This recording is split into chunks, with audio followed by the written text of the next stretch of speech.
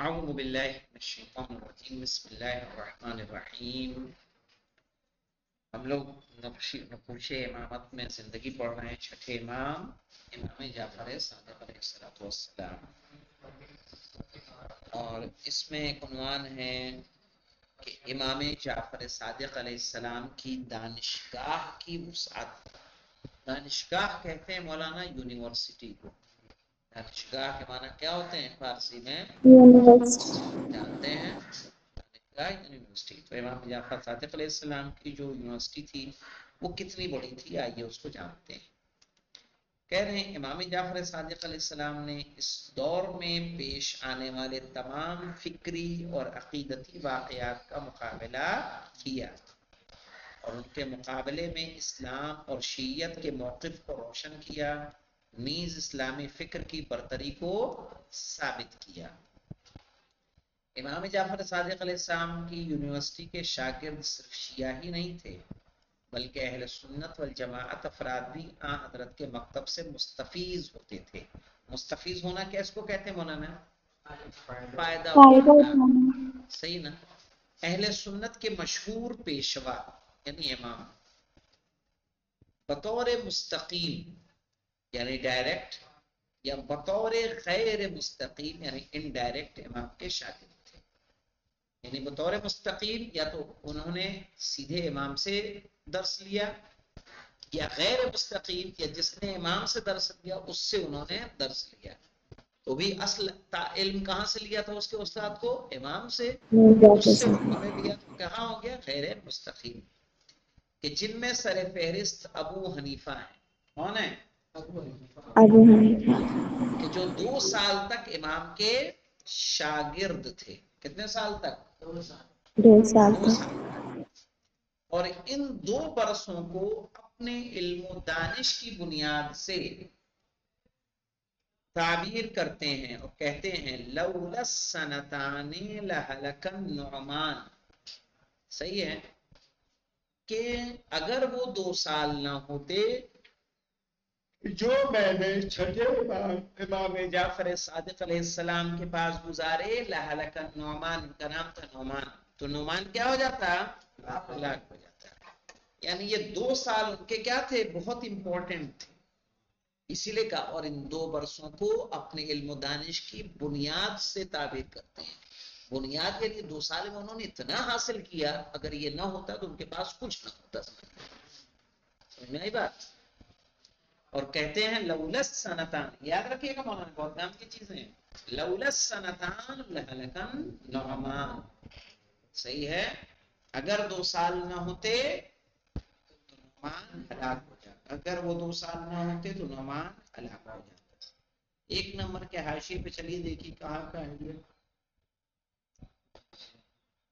امام الصادق والمذاہب الاربع۔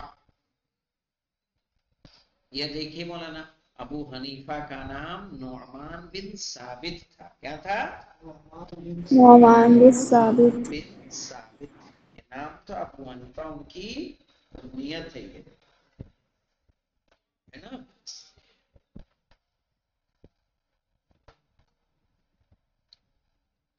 امام جعفر صادق علیہ السلام کے شاگرد مختلف علاقوں، مثلا کوفہ، کوفہ کہاں کا شہر ہے؟ عراق کا، عراق جی. نجف کے قریب، نجف سے ملا ہوا ہے تقریباً کوفہ۔ بصرہ کہاں کا شہر ہے؟ عراق کا۔ واسط مجھے بھی کنفرم نہیں۔ حجاز یعنی مکہ اور مدینہ، مکہ مدینہ وغیرہ، اور مختلف قبیلوں، الگ الگ قبیلوں میں بنا بنی اسد، قبیلہ بنی اسد، قبیلہ مخارق، قبیلہ طے۔ طے قبیلہ کو جانتے ہو کسی کو؟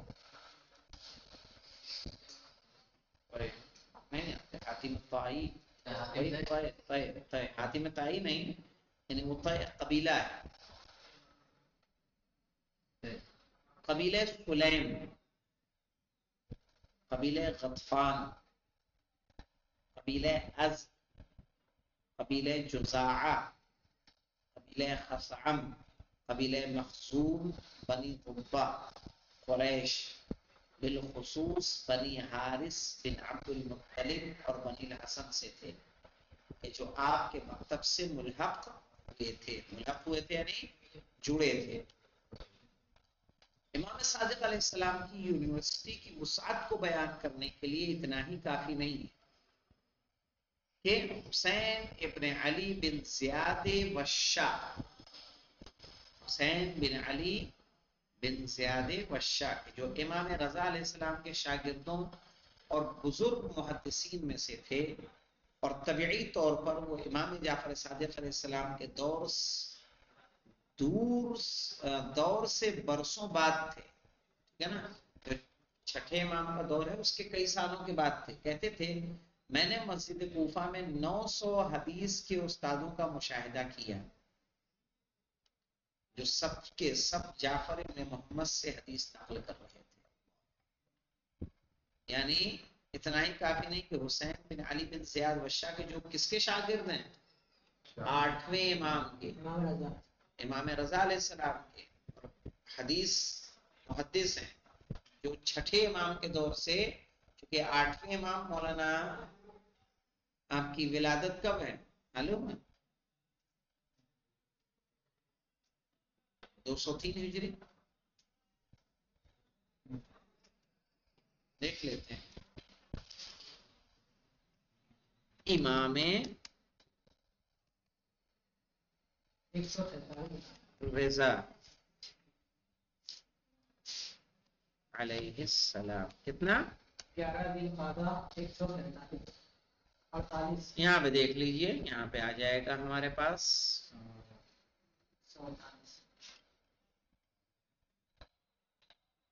تو پورا وہی آ گیا. ایٹ اے گلانس اس میں آ جائے گا شارٹ میں. یہ رہا 148 ہجرا، 11 ذیقعدہ 148، یعنی جس سال چھٹے امام کا انتقال ہوا اس سال آپ کی کیا ہے؟ ولادت ہے. اور شہادت آپ کی کب ہے؟ 183. اچھا جو 83 جو آپ کی وہ ہے، ٹھیک ہے 183 ہجری یہ رہا. ٹھیک ہے نا؟ 183 میں آپ کی شہادت ہے. اور چھٹے امام کے شاگرد کب ہیں 8ویں امام کے؟ ظاہر ہے 148 میں تو امام کی ولادت ہو رہی ہے. 7ویں امام کی شہادت کب ہے؟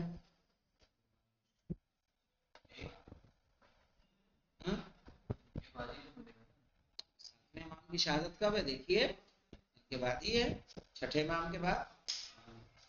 ابھی سمجھ میں آ جائے گا آپ کو، ایک اندازہ چل جائے گا. اسی لیے کہتے ہیں نا تاریخ کو تاریخ سے جوڑا جاتا ہے.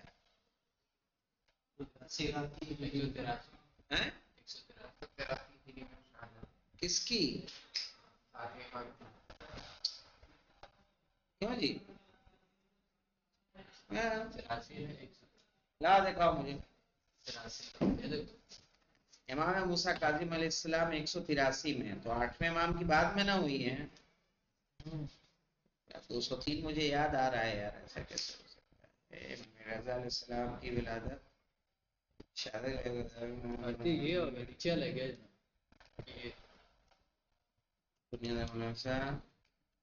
آپ کے والد امام جعفر صادق علیہ السلام کے دور کے خلفاء. یہاں دیکھ لینا، اگر وہاں نہیں ہے تو یہاں دیکھ لیجیے لاسٹ میں. ویسے تو ان کو دے دینا چاہیے تھا لیکن وہاں انہوں نے تاریخ نہیں دی ہے. ہم موسیٰ کاظم علیہ السلام کے بعد ہی تو امام رضا کا امامت ملے گی نا. بھائی امامت ملے گی نا، 183 میں تو امام بنے ہیں وہ. 148 میں پیدا ہوئے، 183 میں شہادت نہیں ہے آپ کی. 183 صحیح ہے. شہادت آپ کی 183 نہیں، شہادت غالباً 203 ہے. نمبر کو دیکھ لو موبائل میں. تو یاد رکھا کرو تھوڑا بہت، تو یار تھوڑا بہت بھولو تو سمجھ میں آتی ہے بات. مثال کے طور پر اگر ہم جائیں گے دیکھنے کے لیے کس کو؟ امام رضا علیہ السلام. امام رضا علیہ السلام. دیکھ لیجئے یہاں تک مجھے یاد ہے 203. ہاں مولانا 203 ہجری. میں ایسے نہیں یاد آتی. غلط نہیں لکھا ہے یار, بات ہی نہیں لکھی ہے. کیا کرو 203 ہجری 11 ذی-القعدہ 148 میں ولادت ہے. اور یہاں تو انہوں نے 30 سفر دیا ہے شہادت جی. 203 ہجری یہاں پہ ہے نا. تو سمجھ لیجئے 203 ہجری میں شہادت کس کی ہو رہی ہے؟ 203 میں شہادت ہے. تو 8ویں امام کی 203 میں, یعنی اس بیچ کی بات ہے نا.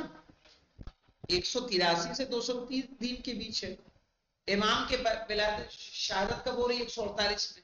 تو چھٹے امام کے دور سے کافی بعد ہے نا. اس کے بعد وہ بیان کر رہے ہیں کہ میں نے مسجد کوفہ میں دیکھا, مسجد کوفہ میں 900 حدیث کے استادوں کا مشاہدہ کیا کہ جو سب کے سب جعفر ابن محمد سے حدیث نقل کر رہے تھے.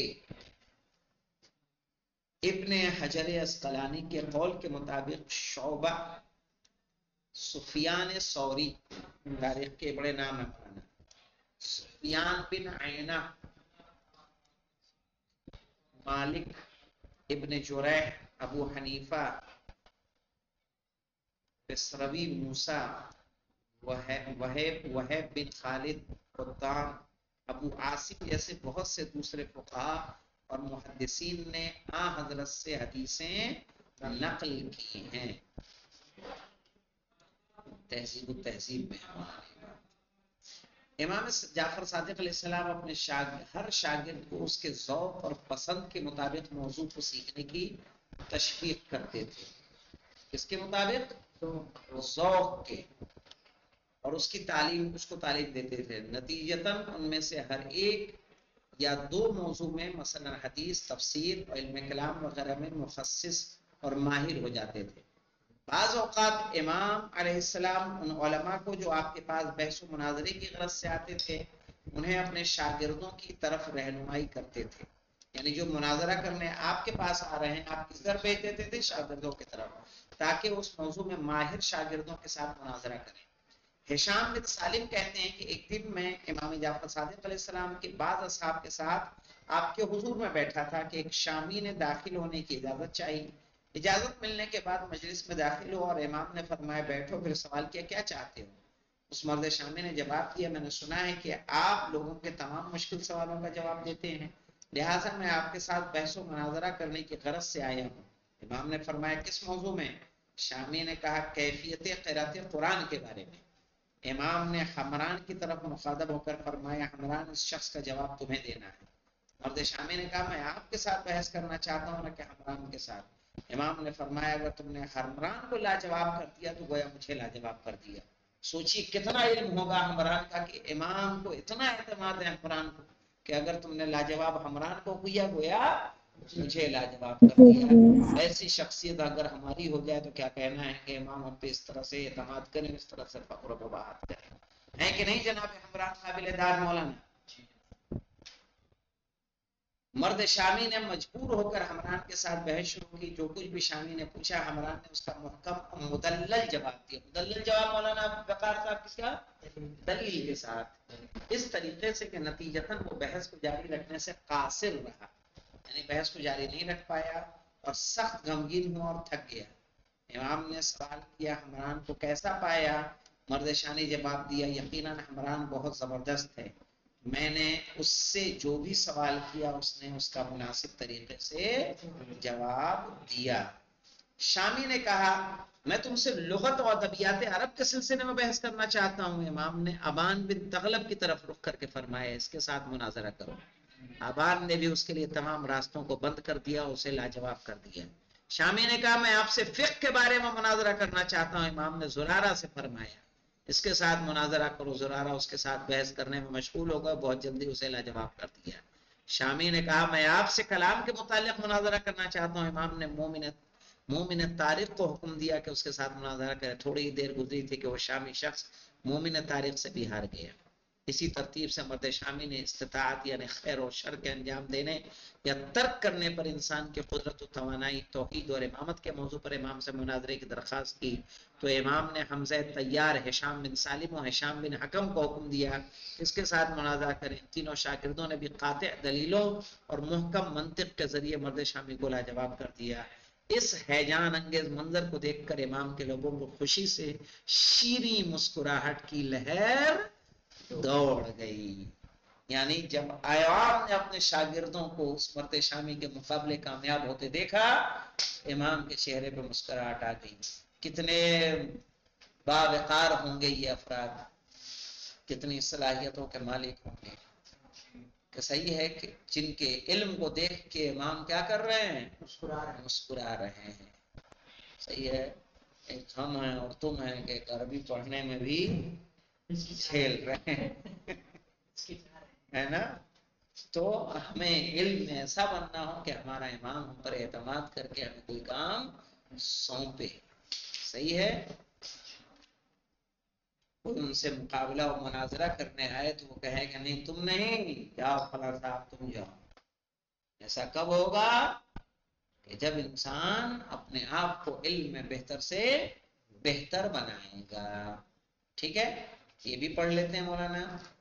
इमाम की सियासी काविशें, काविश जानते हैं मौलाना, काविश कहते हैं कोशिश। यहाँ पर इस मतलब की वजाहत जरूरी है कि आम लोगों के तसव्वुर के बरखिलाफ कि इमाम की तहरीक सिर्फ इल्मी मैदानों तक अपनी पूरी वसअत के साथ महदूद नहीं थी, बल्कि इमाम सियासी कोशिशें भी करते थे। लेकिन इमाम की तहरीक का ये पहलू बहुत से कहने वालों और लिखने वालों पर पोशीदा रह गया। यहाँ पर इस तसव्वुर के बेबुनियाद साबित करने के लिए कि इमाम इस दौर के हालात को मुलाहिजा करते हुए सियासी उमूर में किसी किस्म की मुदाखलत नहीं करते थे और किसी किस्म की सियासी जिद्दियत का मुजाहरा नहीं करते थे, आपकी सियासी काविशों का एक नमूना जिक्र करते हैं। इंशाअल्लाह इस नमूने को कल पढ़ा जाएगा। क्या कहते हैं, जैसे तबलीग इमामत की गरज से नुमाइंदों को भेजना, इमाम ने क्या क्या अंजाम दिया है, इंशाअल्लाह उसे हम लोग नोटिस करेंगे। क्या आया इमाम ने सिर्फ तबलीग की है, तबलीग के अलावा कुछ सियासी कोशिशें भी की हैं। सही है, और थी तो वो कोशिशें किस तरह की थी, इंशाअल्लाह उसे हम लोग कल तो नहीं जान पाएंगे, शायद परसों जान पाएंगे। परसों यानी उसके अगले दिन, क्योंकि कल है जुमरात का दिन, तो कल तारीख की प्रयास नहीं होती। अल्हम्दुलिल्लाह रब्बिल आलमीन।